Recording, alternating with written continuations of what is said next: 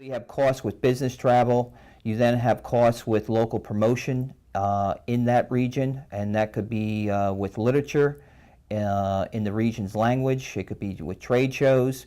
It could be providing the machines for testing, because in that region you might be virtually unheard of, and you have to prove yourself. In our business, it's a show me business, and many times you have to provide the piece of equipment. Then there are certain regions, in the case of Europe, that your machines have to be CE certified. So there's added expense in some regions to take your product and promote it in the way it needs to be promoted.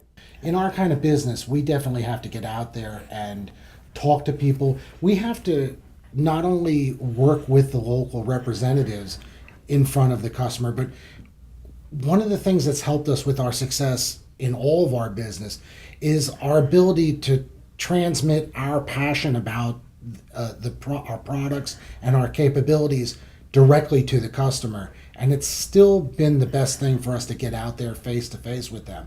We want to understand the customer's needs with regard to our equipment.